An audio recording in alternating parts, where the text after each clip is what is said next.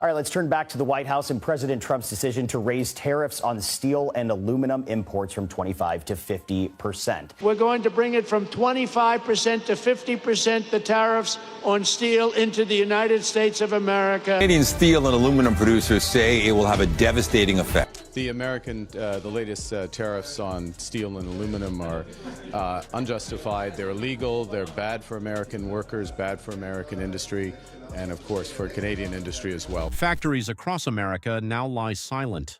The machines are still in place. The production lines remain intact. But something crucial is missing: the workers. More than 100,000 jobs have disappeared almost overnight. And the reason isn't robots taking over or a wave of cheap imports flooding the market. It all began with one decision: the imposition of a 50% tariff on aluminum. When this policy was first announced, it was sold as a promise, a pledge to protect American workers and rebuild domestic manufacturing. But the outcome was the opposite. Plants shut down. Workers were handed layoff notices. Communities that had once believed in the policy were left bitterly disappointed. While many U.S. towns slipped deeper into unemployment, Canada quietly gained.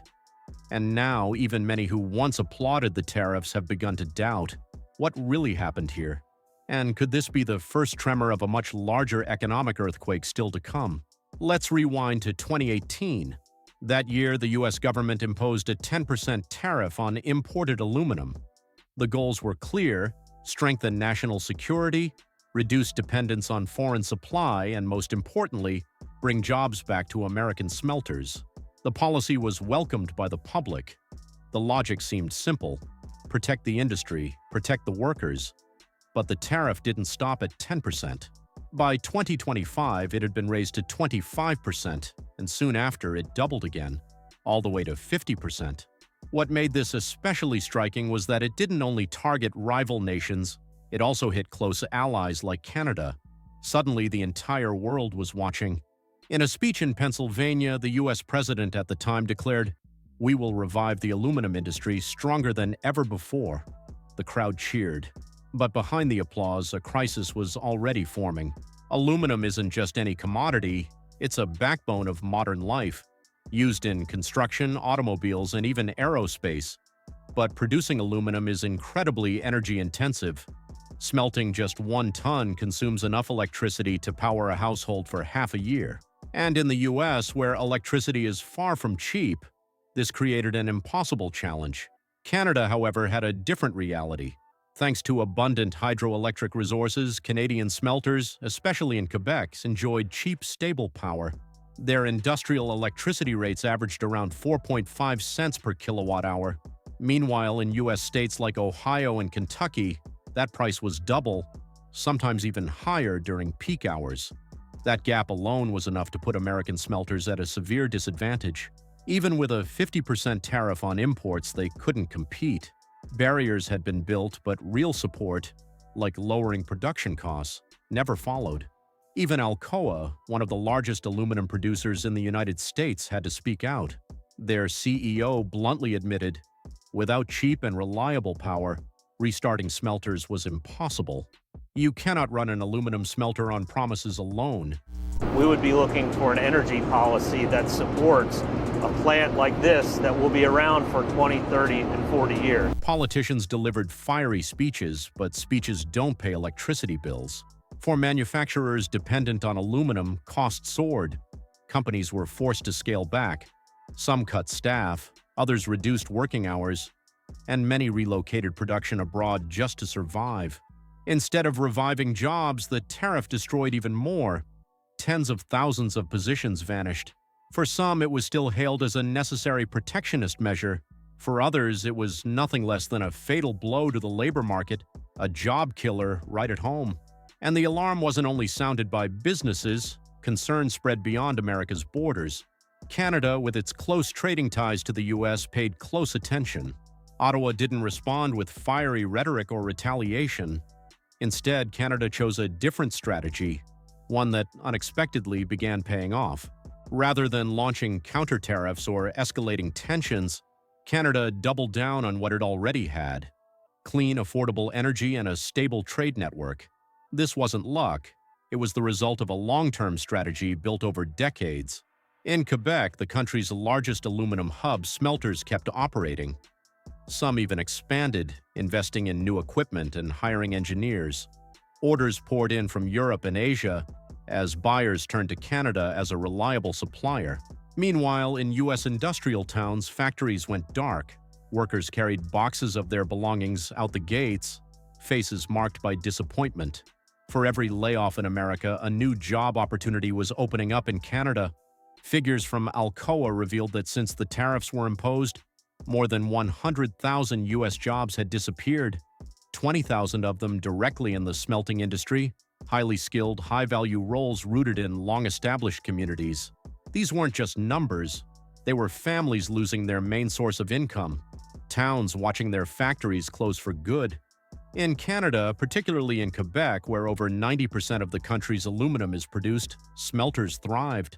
Hydroelectric power gave them an undeniable edge. And while American workers faced unemployment lines, Canadians were filling new positions. By early 2025, Canada recorded a 12% increase in aluminum output, enough to offset much of America's shortfall. Before the tariffs, Canada had supplied nearly 60% of U.S. aluminum imports. When Washington suddenly slapped on a 50% duty, Ottawa didn't retaliate. Instead, it expanded partnerships with Europe and Asia and leaned even harder into renewable energy. Experts initially predicted Canada would suffer under U.S. protectionism. The reality was the opposite. Quebec and British Columbia smelters didn't shrink, they grew. They hired engineers, technicians, operators. They installed new production lines, and international orders kept flowing in. For multinational corporations, the choice was clear. With American costs spiraling out of control, they pivoted to Canada. One aerospace firm based in Toronto summed it up. With tariffs like that, sourcing aluminum from the U.S. is impossible. Nobody does business to lose money. This shift reinforced Canada's position as a leader in clean aluminum, both in process and energy. Canadians didn't celebrate loudly. Instead, there was quiet pride. Pride in seeing their country hold steady while others stumbled, and in sticking to a path of long-term sustainability. As one engineer in Saguenay put it, "We thought America's policies would drag us down. Instead, they shot themselves in the foot." Behind every layoff notice in the U.S. is a new job in Canada. The reversal is stark. And though many regret the weakening of a once-strong cross-border trade relationship, Canadians understand one thing: in a volatile world, staying the course matters most. The lesson is painful but clear. Tariffs alone cannot save an industry already weighed down by high costs and outdated infrastructure. Without lowering production expenses or investing in industrial upgrades, protectionist policies are little more than temporary raincoats in the middle of a storm. And what makes this even more striking is how familiar it feels.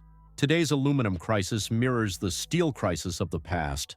High tariffs, lofty promises, hopes for job revival, and once again, a ripple effect across entire supply chains. If this cycle continues, the damage won't stop at aluminum.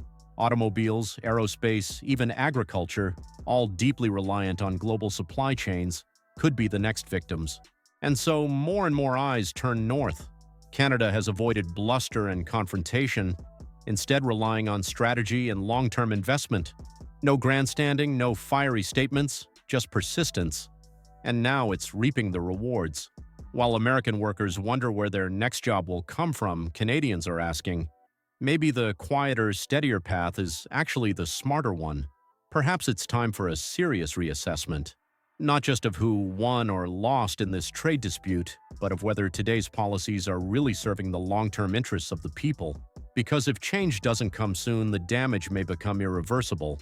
So what do you think? Are we watching an inevitable outcome unfold? Or is there still a chance to change course? Let me know your thoughts in the comments.